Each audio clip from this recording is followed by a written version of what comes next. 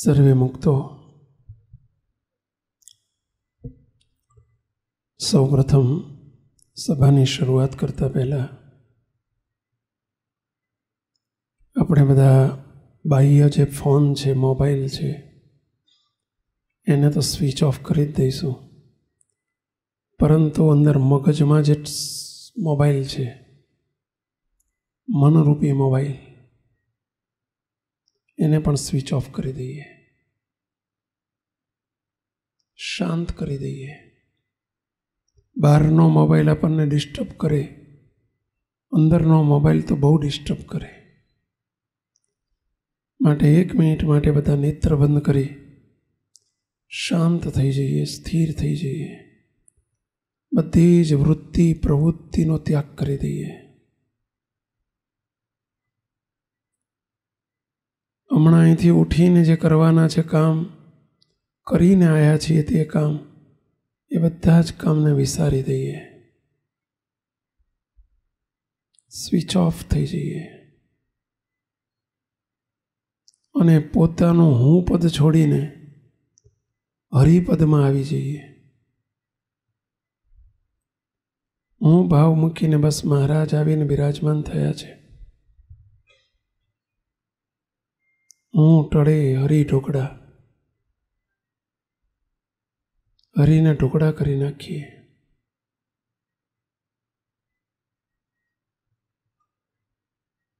આપણી ભાષામાં નિમગ્ન થયા કહેવાય.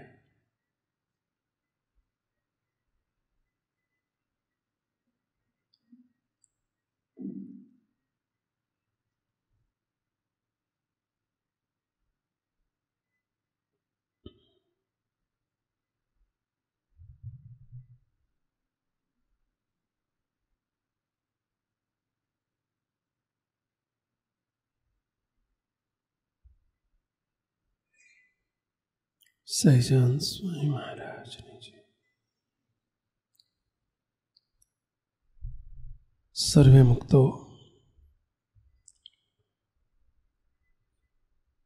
સ્વામિનારાયણ સંપ્રદાયમાં સ્વામિનારાયણ ભગવાનનો વર છે, કોલ છે. અમારો ભક્ત કોઈ દિવસ અન્ન વસ્ત્રે દુઃખી નહીં થાય. આવો સ્વામિનારાયણ ભગવાનનો આશીર્વાદ છે. જે ભગવાનનો આશ્રિત થાય એની ચિંતા ભગવાન રાખે છે. અને એટલે શ્રીજી મહારાજે પોતાના આશ્રિતજનોને કોલ આપ્યો છે. 7 દુકાળ પડે એવું દુઃખ આવશે, 7 દકાળી જેવું આવશે, નહીં ઉગર્યાનો કોઈ ઉપાય રે. તો પણ જાળવીશ મારા જનને, તો પણ મારા ભક્તની હું રક્ષા કરીશ.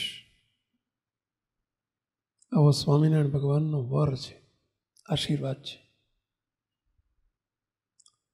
આપણે જો એમના થયા તો આપણી તન મન ધનની રક્ષા કરનારા ભગવાન છે. પડે પડે આપણને સાચવશે. જેનો જેને આશરો તેને તેની લાજ. જેણે ભગવાનનો આશરો કર્યો એની લાજ રાખનારા ભગવાન છે.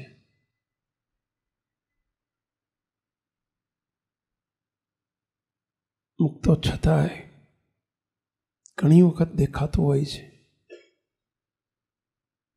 કે સ્વામિનારાયણ ભગવાનનો ભક્ત દુઃખી હોય છે.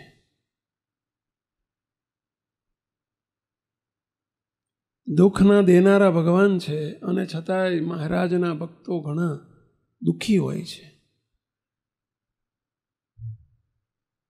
શું કારણ હશે? કેમ આવું થતું હશે? શું ભગવાન ખોટા? ભગવાનનો આશીર્વાદ ખોટો?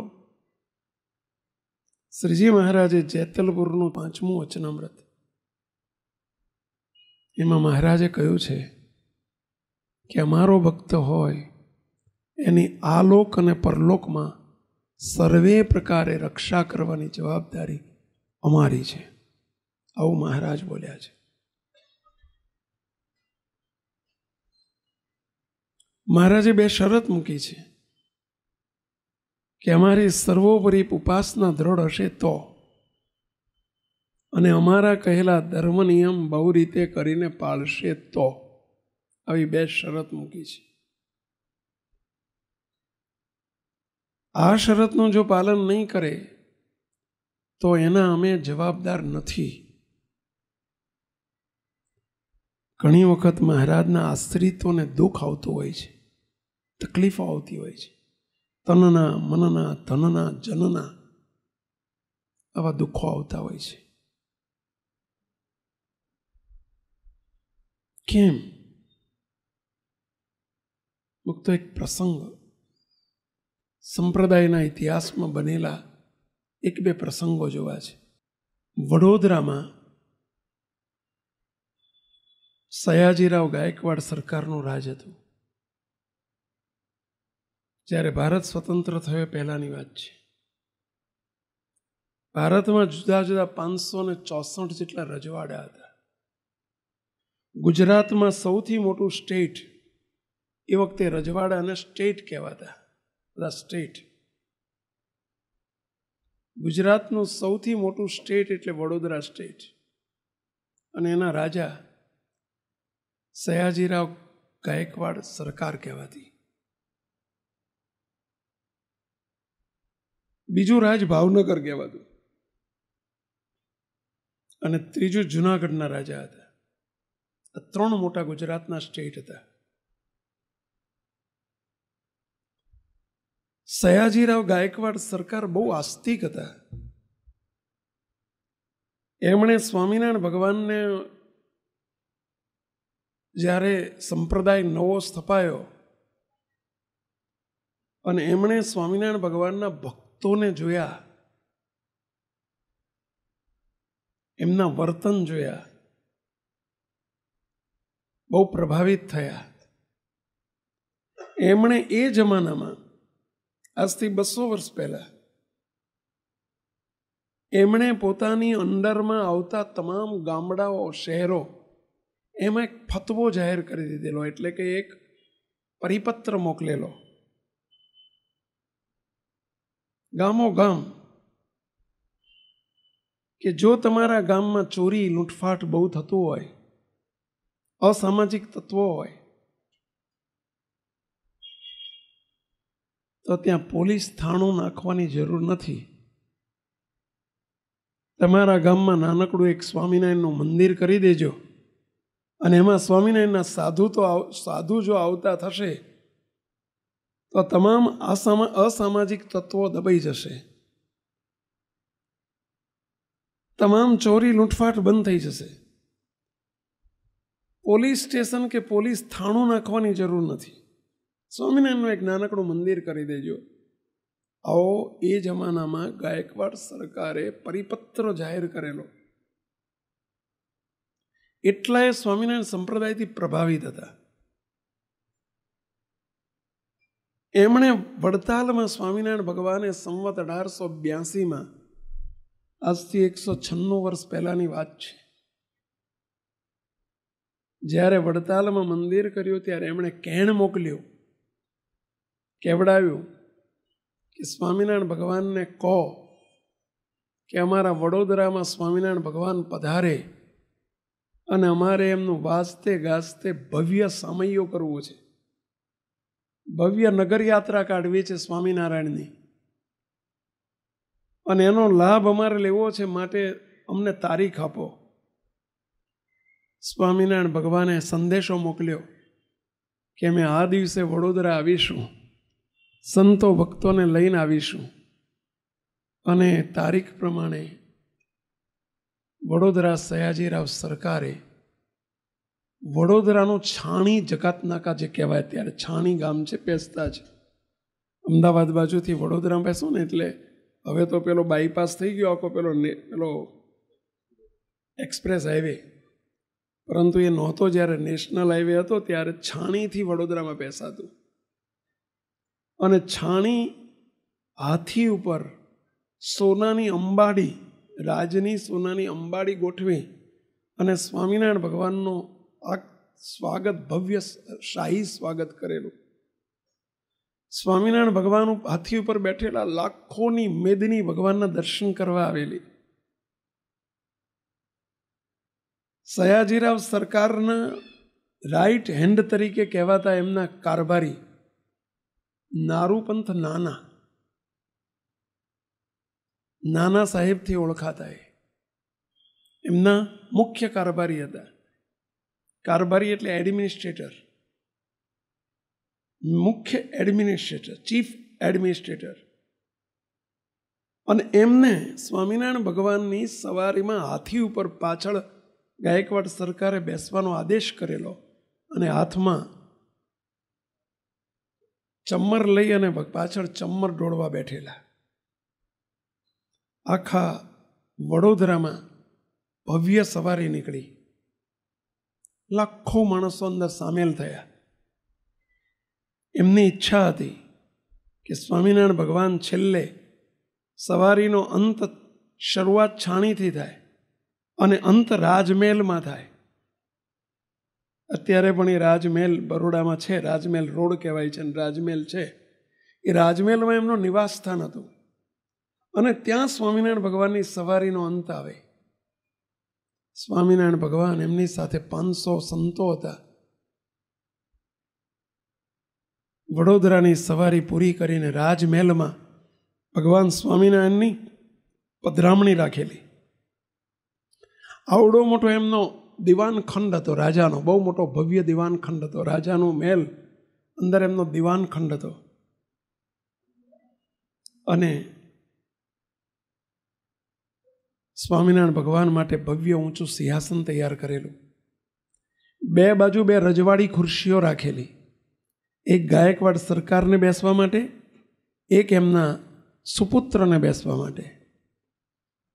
2 મોટી ખુરશીઓ રાખેલી, ગાડલા પાથરેલા.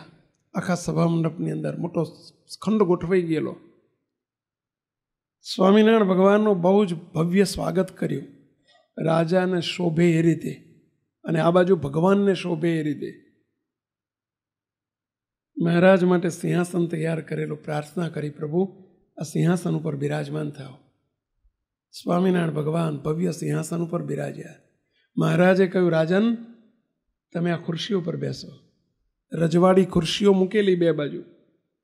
એને એમના કુંવર સાહેબ એટલે કે એમના દીકરા બંને દંડવત, સાષ્ટાંગ દંડવત કરી અને નીચે બેસી ગયા. આ રીતે નીચે બેસી ગયા, ખુરશીમાં ન બેઠા.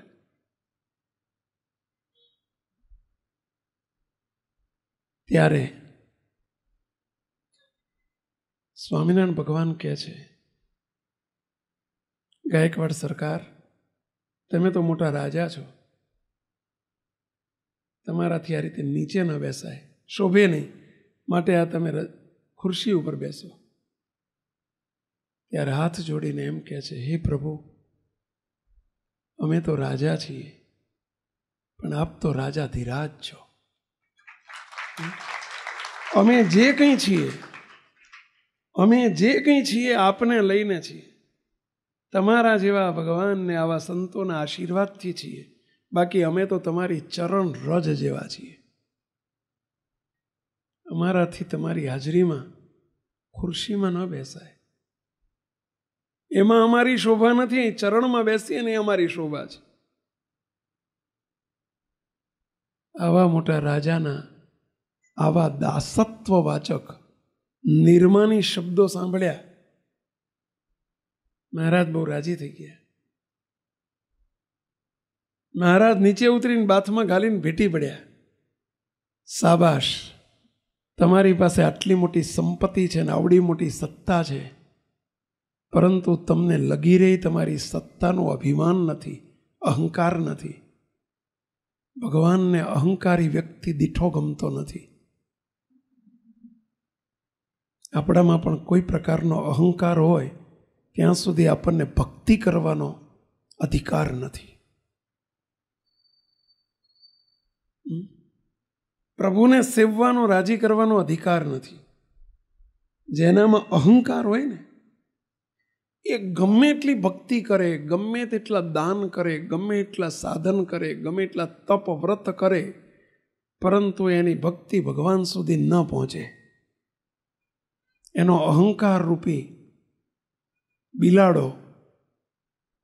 મહારાજના સંતો કહેતા કે જેમ ગામડામાં પહેલાં કોઠલા હતા, અંદર રોટલો ને રોટલી કે જે કંઈ વધ્યું હોય અથવા તો દહીં દૂધ હોય માખણ હોય બધું પેલા કોઠલામાં મૂકતા.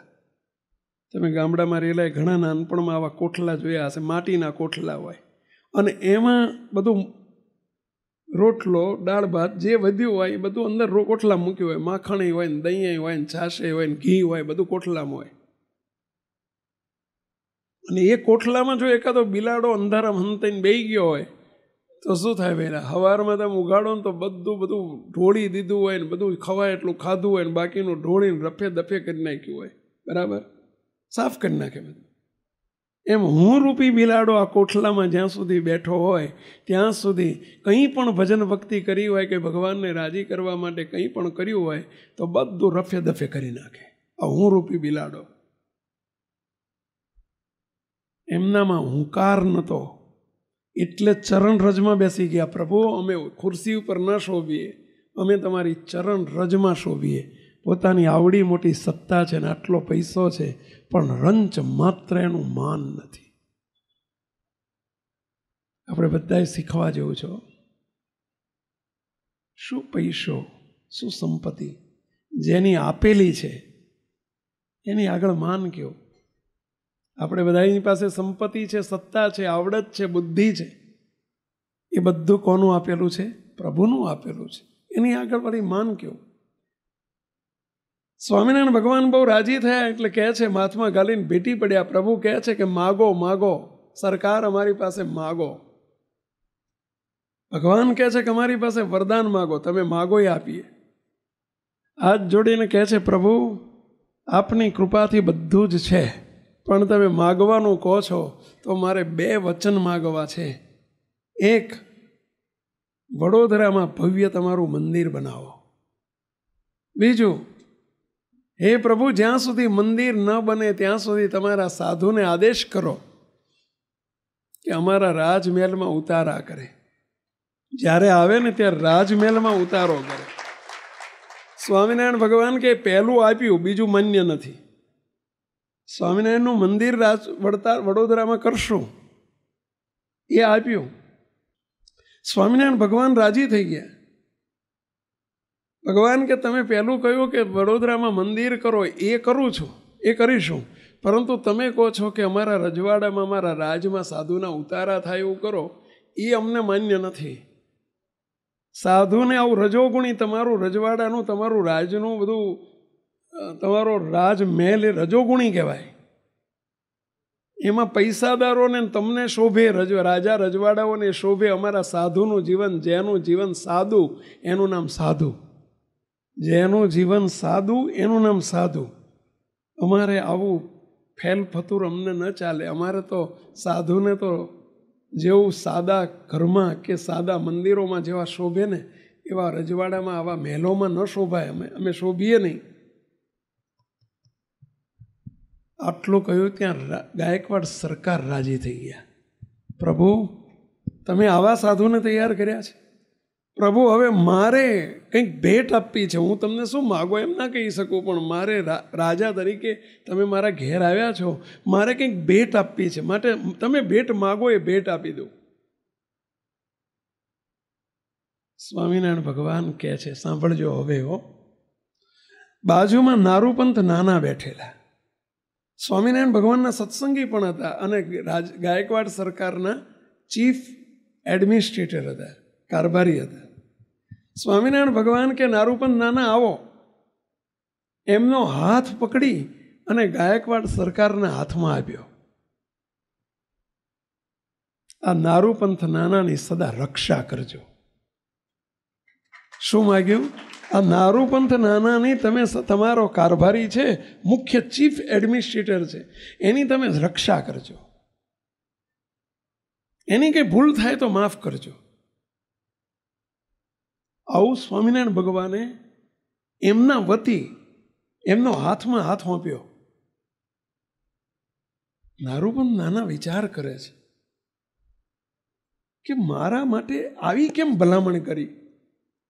ગાયકવાડ સરકાર વિચાર કરે છે કે આ તો બહુ ખાનદાન માણસ છે અને એની આવી ભલામણ મને કેમ કરી.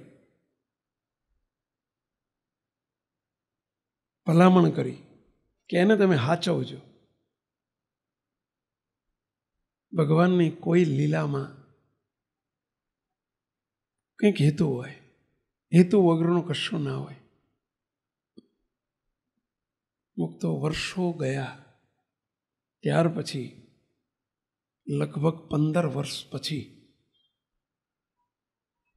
નારૂપંથ નાના બહુ જ મુશ્કેલીમાં આવી ગયા. બહુ મુશ્કેલીમાં આવી ગયા. બહુ તકલીફ થઈ ગઈ. નારૂપંથ નાનાને ઘટના એવી બની કે ગાયકવાડ સરકારને 2 પત્નીઓ હતા. 2 પત્ની હતા, નવા જૂના.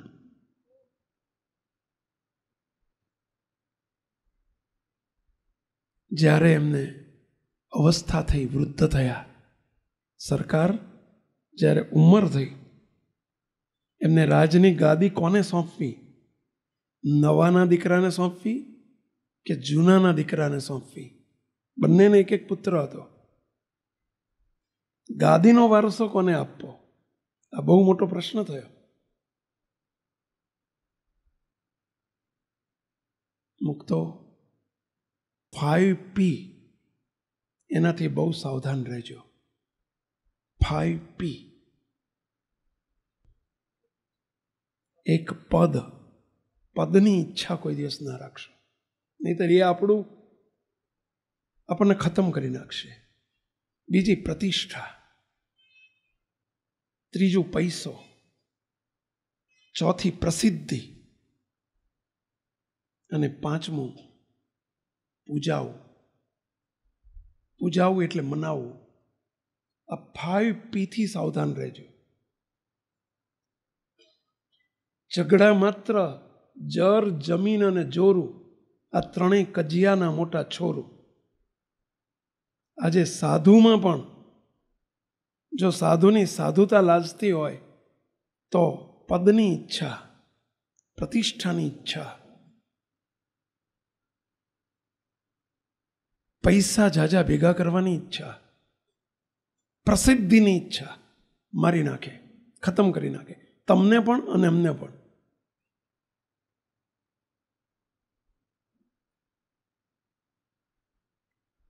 રાણી, 2 રાણી હતી, 2ને એક એક પુત્ર હતા. કોને ગાદીનું પદ કોને આપવું? રાજની ગાદીનો વારસદાર કોને કરવો? જૂની રાણીએ વિચાર કર્યો કે પહેલો મારો પુત્ર મોટો છે એટલે એને ગાદી મળવી જોઈએ. નવીને એમ કે નહીં, મારા પુત્રને ગાદી મળવી જોઈએ. જૂના જે રાણી હતા એમણે રાજાને મારી નાખવાનું કાવતરું કર્યું. જો આ સત્તાની લાલસા, પૈસાની લાલસા, પ્રસિદ્ધિની લાલસા માણસને કેવા વિચારો આપે છે.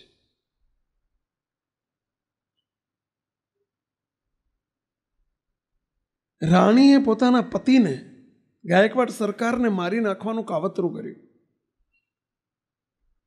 અને એ કાવતરામાં 6 જણને સામેલ કર્યા. જે રાજાના નિકટના માણસો હતા એમને સામેલ કર્યા. એમાંના એક નારૂપંથ નાના હતા, એમને પણ રાણીએ ફોડી નાખ્યા. સ્વામિનારાયણ ભગવાનના ભક્ત હતા. યુક્તિ ઘડી, આખો પ્લાન રચ્યો, અને એમાં નારૂપંથ નાના એ પણ ઇન્ક્લુડ હતા.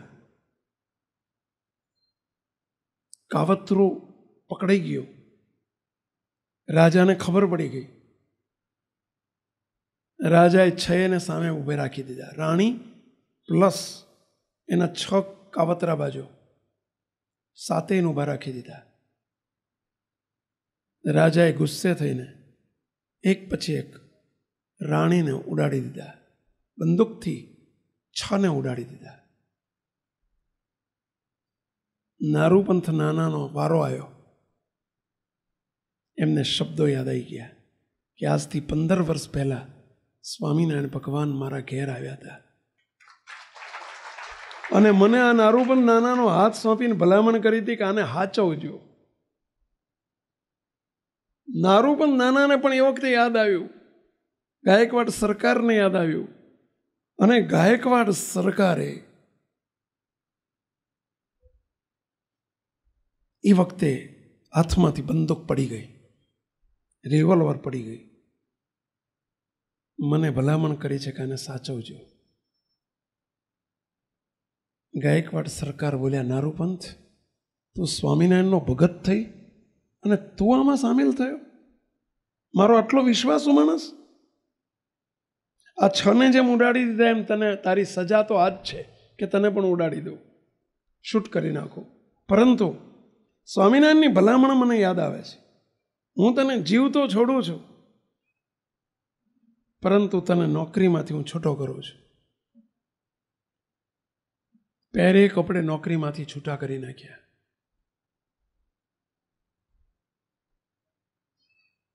નારૂપંથ નાના બહુ દુઃખી થઈ ગયા. ખાવા અન્ન ન રહ્યું. બધી જ મિલકત લઈ લીધેલી રાજાએ. બહુ દુઃખ આવ્યું.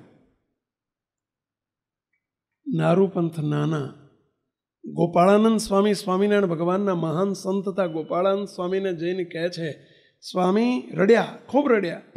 સ્વામી આવું થયું એનું કારણ શું? સ્વામી મને આટલું બધું દુઃખ કેમ આવ્યું ને આવી મને કુબુદ્ધિ કેમ સૂજી? આ કુબુદ્ધિ કહેવાય ને, કોઈને મારી નાખવાના કાવતરામાં સામેલ થવું કુબુદ્ધિ કહેવાય. મને આવી કુબુદ્ધિ સૂજી કેમ? મને કેમ ભગવાને પાછો ના વાળ્યો? આવી કુબુદ્ધિ કેમ સૂજી? અને એનું પરિણામે અત્યારે હું દુઃખી છું. આવું કેમ થયું? ત્યારે ગોપાળાનંદ સ્વામી અંતર્યામીપણે કહે છે, નારૂપંથ, તારાથી ભગવાનના એક ગરીબ હરિભક્તનો અપરાધ થઈ ગયેલો છે. નાથ ભક્ત હતા, વડોદરાના નાથ ભક્ત, વ્યવહારે ગરીબ હતા, અને ગરીબને દુભવવાથી એને તે દુખ્યા છે, એમને દુભ્યા છે, એમની આંતરડી કકડાવી છે, અને એટલે તને એના પાપ રૂપે તારી બુદ્ધિ ભ્રષ્ટ થઈ ગઈ. યાદ કર, આજથી 15-20 વર્ષ પહેલા પૈસાના સત્તાના મદમાં એ નાથ ભક્ત ગરીબ હરિભક્ત હતા ને એના ત્યાં અમે ઉતરવાના હતા. અમારા ઉતારા ત્યાં થવાના હતા. એને પૈસાની સગવડ નહોતી, ગરીબ હતો. એની પાસે એક ભેંસ હતી અને વેચવા મૂકેલી. પૈસા આવે તો એમાંથી હું સાધુ સંતોને જમાડી શકું એટલા માટે એ ભેંસ ત્યાં ખરીદી લીધી. નારૂપંથને તમે ખરીદી લીધી. એના પહેલાં એ પૈસા માંગ્યા કે પૈસા મારે સંતો આવવાના છે ને એના માટે ભેંસ વેચી છે, તો એના પૈસા 30 રૂપિયામાં ભેંસ વેચેલી એ જમાનામાં 30 રૂપિયાઓ તે પૈસા માંગ્યા. તમારે પૈસાની ખોટ નથી, પણ તમે સત્તાના મદમાં એને જેમ ફાવે એમ બેફામ ક્રોધમાં આવીને બેફામ બોલી ગયા. એમ કરીને તમે એનું અપમાન કરી નાખ્યું બધાની વચ્ચે. એની આંતરડી દુભાવી હતી. એ પાપે કરીને તમારી બુદ્ધિ ભ્રષ્ટ થઈ અને તમને આવી કુબુદ્ધિ સૂજી અને તમે આવા દુઃખી થઈ રહ્યા છો. તો કહેવું છે એ ભગવાનના ભક્તને દુઃખ આવવાનું કારણ શું? અપરાધ. અપરાધ. ભગવાનના કોઈ નાના મોટા ભક્તનો અથવા કોઈ ગરીબનો કે કોઈ સંતનો અપરાધ થાય, મારી નાખે, ખતમ કરી નાખે, બુદ્ધિ ભ્રષ્ટ કરી નાખે. મહેરબાની કરીને કોઈ દિવસ મુક્તો વાણીથી પણ કોઈનો અપરાધ ન થાય, બહુ ધ્યાન રાખજો. અમે તો હરિભક્તોને કહીએ છીએ, કોઈ ભિખારી હોય ને, ભીખ માગતો હોય ને, એને એ ભિખારી આવો શબ્દ ના વાપરશો, આવો શબ્દ ના વાપરશો કોઈ દિવસ. એનું આંતરડી દુભાય અને દુભાય. એના ભેળા પણ દરેકમાં ભગવાન બિરાજે છે. ભગવાન દુભાય. અમે 2012માં અમેરિકા જતા હતા. મુંબઈ, અહીંથી અમદાવાદથી મુંબઈનું ફ્લાઇટ હતું અમારું, અને મુંબઈથી અમારું ઇન્ટરનેશનલ ફ્લાઇટમાં, અમેરિકાના ફ્લાઇટમાં અમારે અમેરિકા જવાનું હતું. સવારના 4:30 વાગ્યાનું ફ્લાઇટ હતું અમે મુંબઈથી. મુંબઈના હરિભક્તોને ખબર પડેલી કે સ્વામી એરપોર્ટ ઉપર આવ્યા છે ને ત્યાંથી અમેરિકા જવાના છે, એટલે લગભગ 50-60 હરિભક્તો બધા રાતના 3 વાગ્યે ત્યાં દર્શન કરવા આવેલા એરપોર્ટ ઉપર. આપણા એક દીપકભાઈ કરીને હરિભક્ત છે, અને એમની સાથે એમના એક સાધુ હતા, એમને લઈ આવેલા. એમને અહીંનું જડબાનું કેન્સર થયેલું અને અહીંયા પાટા બાંધેલા, કેન્સરનું ઓપરેશન કરાયેલું, બહુ જ રીબાતા હતા. એમને દર્શન કરવા જોડે લાયેલા. દીપકભાઈ મને ઊભા રાખીને કહ્યું, સ્વામી તમારા સાધુ છે અને આપ એક ઓપરેશન કરાયું, બીજું બાકી છે, આશીર્વાદ લેવા લાવ્યો છું, આપ સ્વામી રાજી થાઓ. પેલા હરિભગત, પેલા ભાઈ બોલી ના શકે, પણ એમણે ઈશારો કર્યો, આમ આમ કરે, સ્વામી આમ આમ બોલે. મેં શું કહે છે? તો કે એમ કહે છે, એમનો છોકરો નાનો જોડે હતો, એમ કહે છે પપ્પા કે મારો શું વાંક છે મને આવું થયું. પછી આમ આમ કરે. સમજ્યા? મેં કોઈ દાડો તમાકુ નથી ખાધી, મેં કોઈ દાડો બીડી નથી પીધી, મને આવું કેમ થયું? આવું કેન્સર કેમ થયું? બીડી પીતો હોય, તમાકુ ખાતો હોય, માવા ખાતો હોય ને એને મોઢાનું કેન્સર થાય, પણ મેં કોઈ દાડો આવું કર્યું નથી, મને આવું કેમ થયું? એમ પૂછે છે.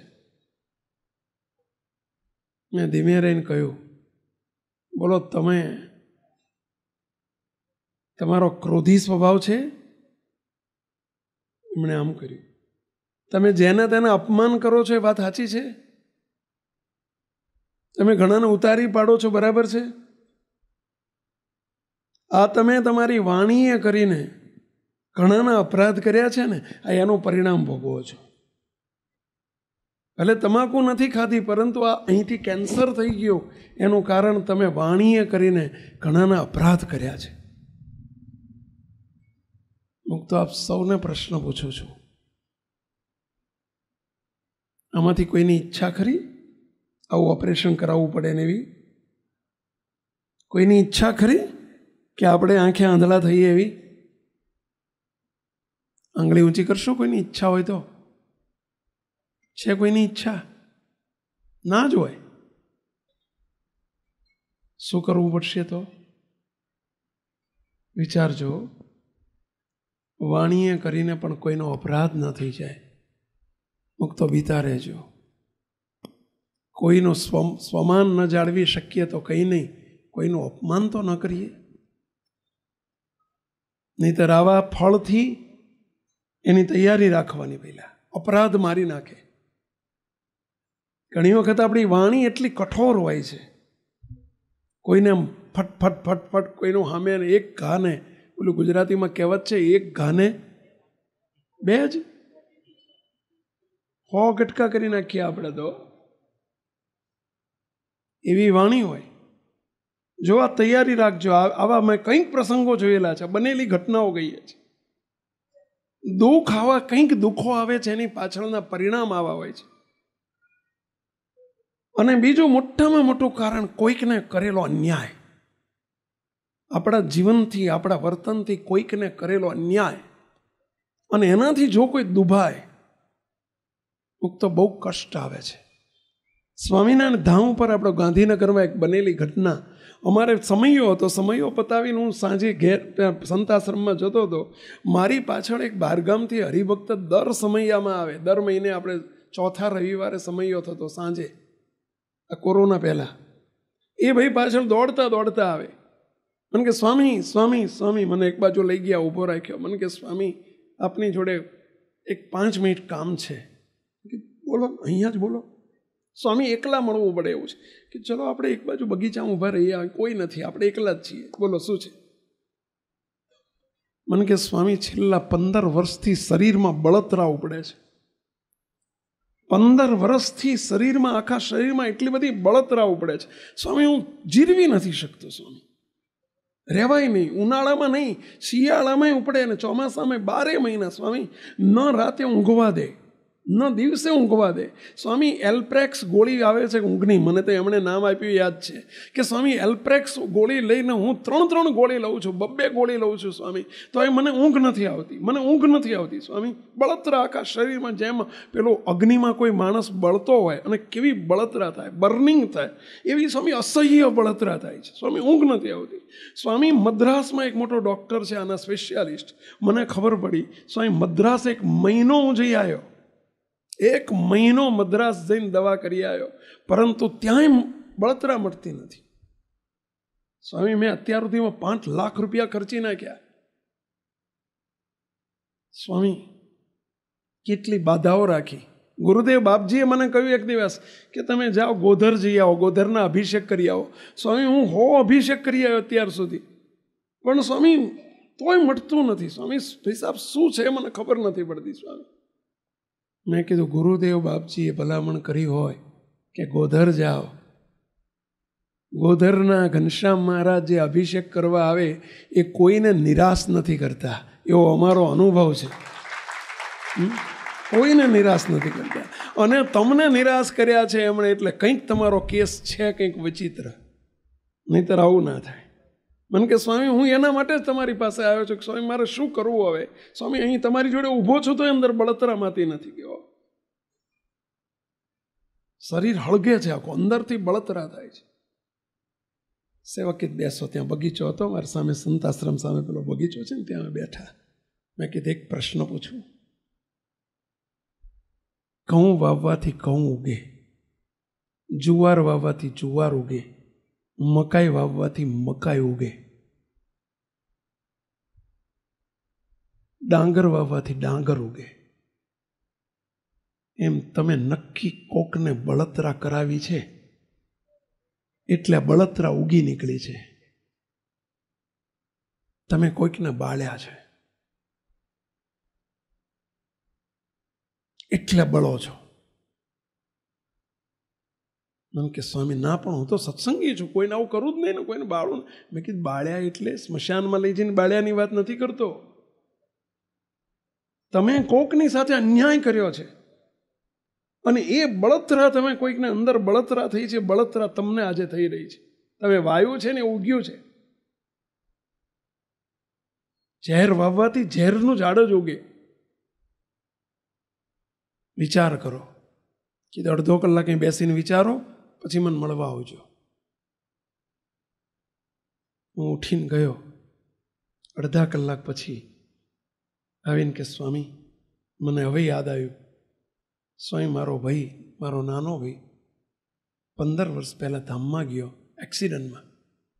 એક્સિડન્ટમાં એનું મૃત્યુ થયું સ્વામી. એ વખતે એની પત્ની અને એને 1 વર્ષની દીકરી હતી સ્વામી. મારી પાસે ઘણી, અમારો સૈયારો વ્યવહાર હતો સ્વામી. એ બિચારી ગરીબ બાઈનું મેં શોષણ કર્યું, એવું મને અત્યારે લાગે છે કે મેં શોષણ કર્યું છે સ્વામી, અને મેં ભાગ નથી આપ્યો. બિચારી એની દીકરી મને આવીને કે બાપુજી મને ભણવાના પૈસા આપો ને, મારે 500 રૂપિયા આપો ને, 1000 રૂપિયા આપો ને, હું કગરાવું સ્વામી. આ એનું મને પાપ નહીં નડતું હોય ને, કે તમને એમ લાગે છે ને તમે એમને બાળ્યા છે, કે સ્વામી આ બાળ્યા છે મેં, બસ આ એમની હાય લાગી રહી છે, એમની હાય તમને નડી રહી છે. આ વાત હું આ ભાઈ માટે નથી કરતો, અહીં બેઠેલા આપણે વિચારજો. મન કર્મ વચને આપણાથી કોઈનો આવો અપરાધ નથી થતો ને, ધ્યાન રાખજો, નહીતર એના ફળ માટેની તૈયારી રાખજો. અમુક તો આ બનેલી ઘટનાઓ છે, અમે નજરે જોયેલી વાતો છે. મેં કીધું બોલો હવે શું ઈચ્છા છે સ્વામી? કોઈ પણ રીતે આ બળતરામાંથી મુક્ત કરો. મેં કીધું એક જ ઉપાય છે. એમને મહિને ખર્ચો કેટલો થાય છે? કે સ્વામી અત્યારે ભાડાના ઘરમાં રહે છે. મને ખબર છે ત્યાં સુધી 4000 રૂપિયા એનું ભાડું છે. મેં કીધું એમનો રહેવાનો, ભણવાનો, દીકરીનો ભણવાનો ખર્ચો કેટલો છે? કે સ્વામી દર મહિને બિચારા કગરે છે ને એમ કહે છે કે બાપુજી 10,000 આપો ને તો અમારે તમારી જોડે હાથ લાંબો ના કરવો પડે, દર મહિને 10,000 આપો તો સારું.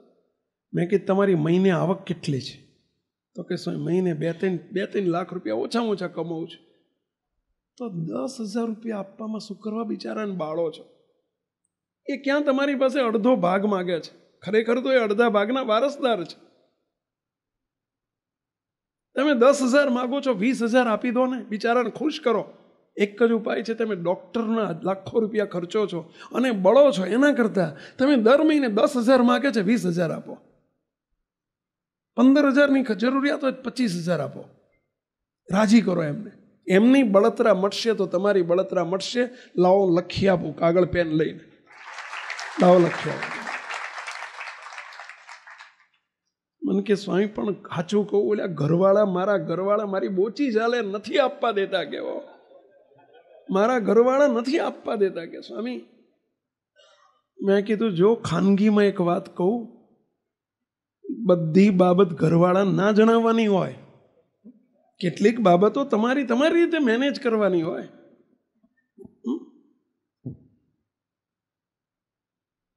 મને કે સ્વામી હવે દર મહિને 10,000 માગે તો, મેં કે 10,000 માગે તો 20,000 આપો.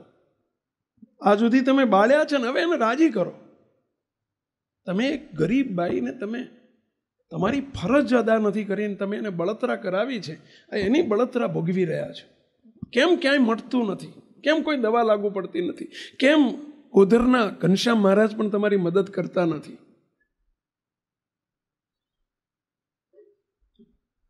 બીજા મહિને નિયમ લઈને ગયા, સ્વામી હું 20,000 આપી દઈશ બસ. બીજે મહિને ગયા, બીજે મહિને આવ્યા, પાછા મહિના પછી પાછા દોડતા સ્વામી પેલી અડધી 50% બળતરા ઓછી થઈ ગઈ. સ્વામી ઘણી શાંતિ થઈ ગઈ તમે કીધા પછી. મેં કીધું પેલું આપવાનું ચાલુ કર્યું? કે સ્વામી 10,000 માગે હું 10,000 જ આપું છું સ્વામી, હજુ 15,000 આપવાનો મારો જીવ નથી ચાલતો. કેવો પેલું જિંદગીમાં કશું આપ્યું જ નથી, 10,000 આપું છું. મેં કીધું તમે અડધા 20 કીધા હતા ને અડધા આપો છો ને, એટલે અડધી બળતરા ગઈ. 20 આપો, જાઓ તમારી બળતરા જતી રહેશે. મુક્તો આજે બળતરા ગઈ બિલકુલ. આજે બિલકુલ બળતરા નથી, વગર દવાએ ગઈ. અને એનું કારણ સામેની વ્યક્તિની બળતરા કાઢીને એટલે બળતરા જાય છે. મુક્તો બહુ ધ્યાન રાખજો. કોઈ પણ વ્યક્તિને આપણે અન્યાય કરવાનો કોઈ અધિકાર નથી. મુક્તો ભલે કદાચ કોઈ આપણું સહન કરી લેશે, પણ હંમેશા સહન કરનાર જીતે છે, સહન કરાવનાર જ હારે છે. એને જ પસ્તાવાનું હોય છે. સહન કરતા શીખજો, સહન કરાવતા ના શીખશો કોઈ દિવસ. દુઃખ આવવાના કારણો છે, એમાં મોટું કારણ આ છે કોઈનો અપરાધ, કોઈની આંતરડી કકળાય છે, કોઈ દુભાય છે. તો આપણને કયો અધિકાર છે કોઈને દુભાવવાનો, કોઈને દુખવવાનો?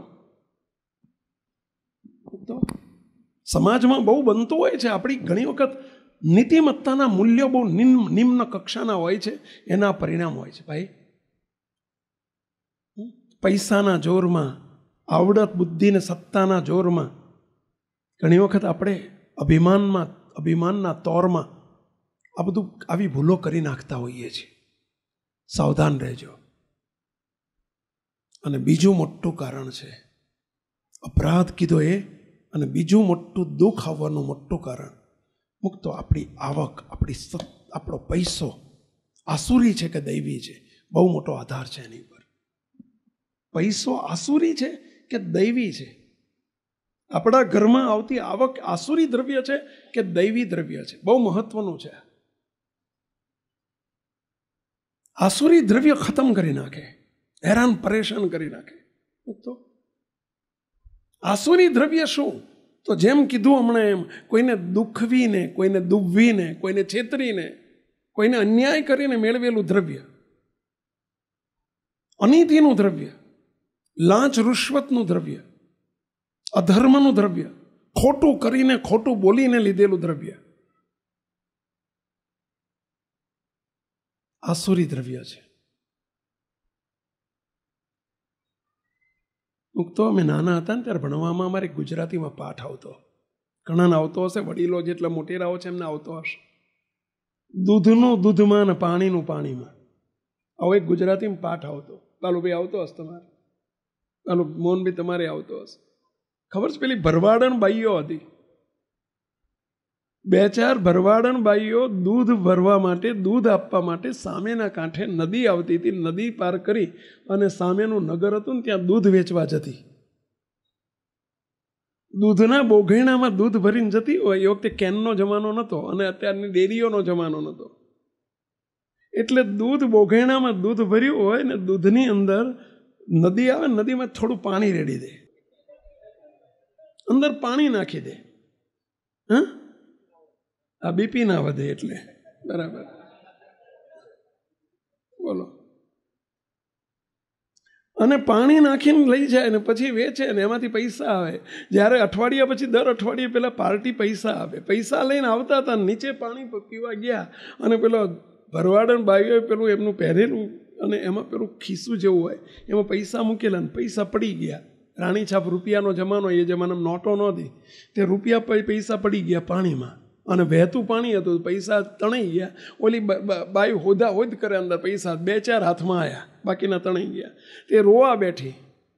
ત્યારે બીજી બાઈ પૂછે છે કેમ રડે છે? કે મારા પૈસા જતા રહ્યા. ત્યારે પેલી બાઈ એટલું જ બોલી, દૂધના દૂધમાં રહ્યા અને પાણીના પાણીમાં ગયા. દૂધના પૈસા દૂધમાં રહ્યા અને પાણીના હતા ને એ બધા પાણીમાં ગયા. અર્થ સમજ્યા આનો? શું કહો જય મહારાજ, શું આનો અર્થ શું પહેલા? જેટલું પાણી ઉમેર્યું હતું એ ગયા પાણીમાં. અધર્મનો મેળવેલો પૈસો, અનીતિથી મેળવેલો પૈસો, ખોટી રીતે મેળવેલો પૈસો ખોટા રસ્તે જ જવાનો. એમાં કોઈ મિનમેક નથી. દુઃખી કરીને જાય અને દુઃખ આપે વાત જુદી છે. મુક્તો 2 હાથ જોડીને બેઠેલા બધાને વિનંતી કરું છું, મહેરબાની કરીને કોઈ દિવસ તમારા ઘરમાં આ આસુરી દ્રવ્ય છે, અનીતિનું, અધર્મનું, લાંચનું, રૂશ્વતનું, કોઈનું ખોટું કરીને, કોઈને દુભવીને, કોઈને દુખવીને, કોઈને બાટલામાં ઉતારીને, ગાયનું ભેંસ તળે, ભેંસનું ગાય તળે કરીને, મહેરબાની કરીને દ્રવ્ય ઘરમાં ન આવવા દેશો.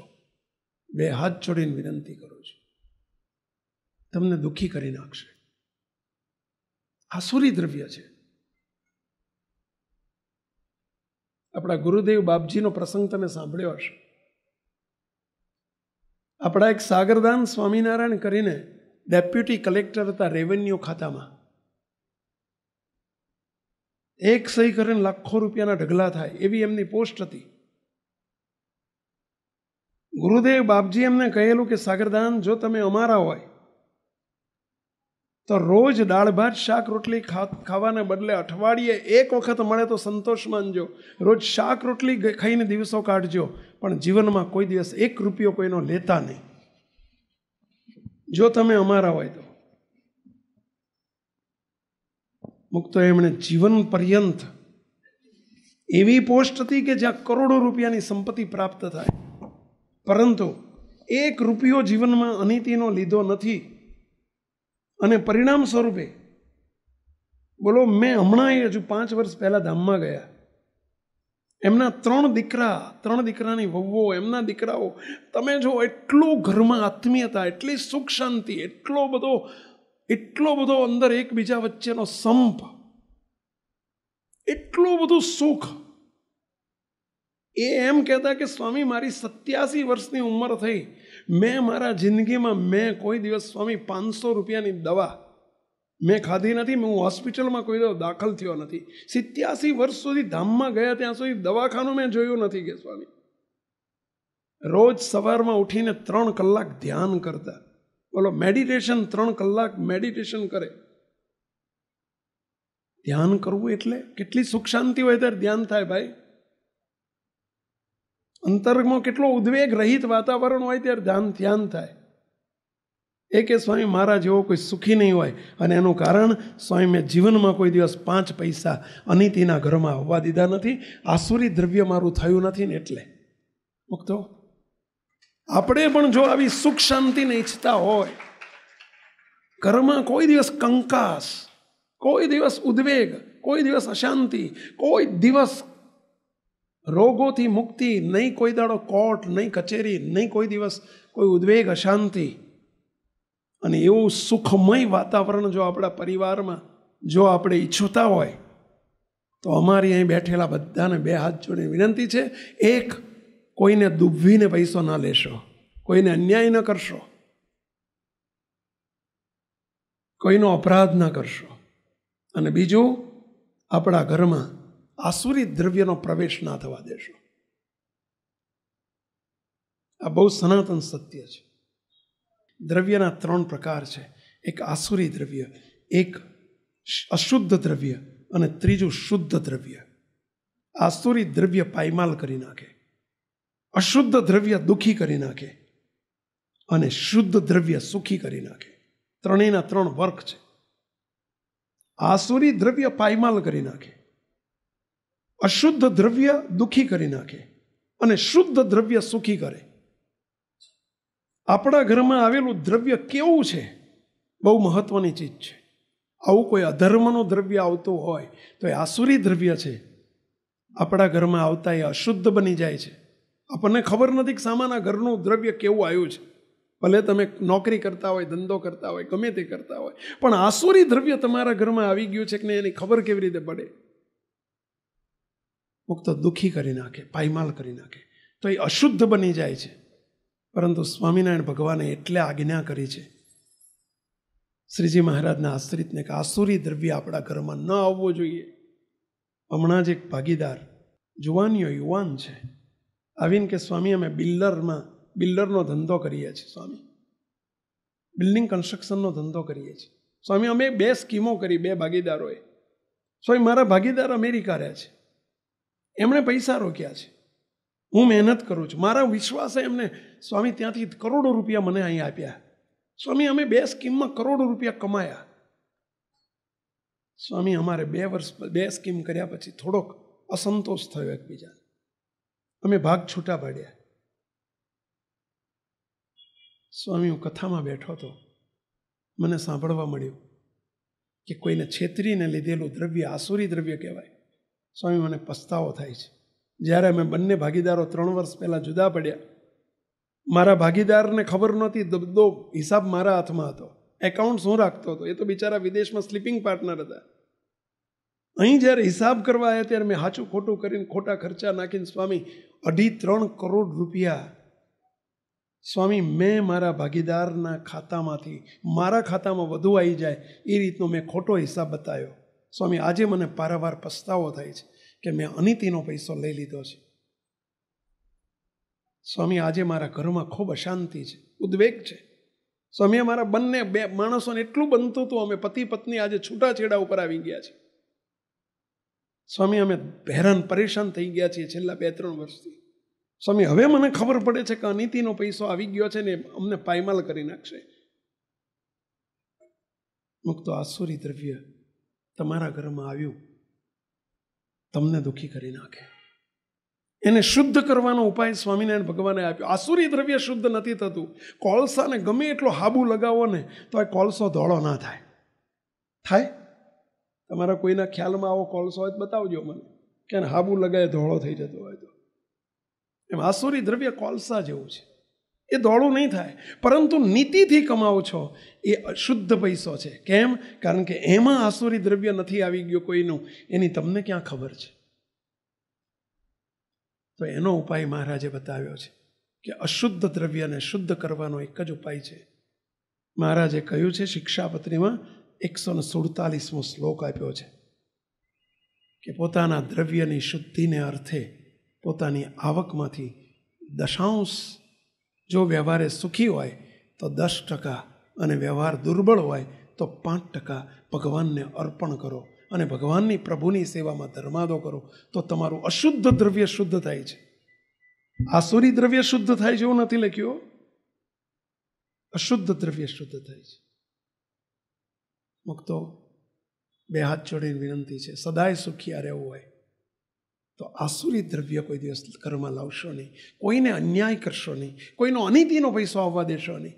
અને જે કંઈ આપણી કમાણી હોય, ખેતીની હોય, નોકરીની હોય, ધંધાની હોય, દૂધની હોય, પેન્શનની હોય, પગારની હોય, મુક્તો એમાંથી ચોખ્ખો ભગવાનનો 10% ભાગ કાઢજો. અમે પ્રોમિસ કરીએ છીએ. મુક્તો અમારા નીતિન આવ્યો છે પહેલાં તમારો બે ઊભો થઈ જાય પહેલાં તારો અનુભવ કહીશ મને. જય સ્વામી. આજથી 6 થી 8 મહિના પહેલા સર આમ સીધું રાખજો બસ. આજથી 6 થી 8 મહિના પહેલાં સ્વામીશ્રી મારા ઘરે પધરામણી આવ્યા હતા અને એ વખતે સ્વામીશ્રી મને આજ્ઞા કરી હતી કે તું ધર્માદો કાઢું છું. મેં ના પાડી મહારાજને કે હું નથી કાઢતો. કે આ વખતથી હું આવ્યો છું, મારી આજ્ઞાનું પાલન કરતું 3000 રૂપિયા દર મહિને ધર્માદો કાઢ. કીધું ભલે સર. મેં એ વખતથી ચાલુ કર્યું. આજે 8-1 મહિના થયા હશે.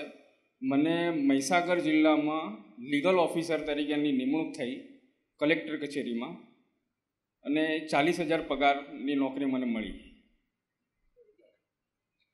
જય સર. મુક્ત એને કલ્પના નહોતી. આખા વિસ્તારમાં ને શિવાભાઈ, આખા જિલ્લામાં એક જ પોસ્ટ હતી. એણે કશું નથી કર્યું, ભગવાને એને સામેથી એ પોસ્ટ આપી દીધી. મુક્તો તમારી કરેલી સેવા એળે નહીં જાય. એણે મને ગઈકાલે રાત્રે આ વાત કરી હતી. મુક્તો જોઈ જુઓ. એ કે સ્વામી મેં 3000 મેં પૈસો નહોતો કાઢ્યો, પણ મારું અશુદ્ધ દ્રવ્ય શુદ્ધ થયું ને, અને એમાં ભગવાનનો રાજીપો થયો. મેં ધાર્યું નહોતું કે મને આ જોબ મળશે, કલ્પના નહોતી.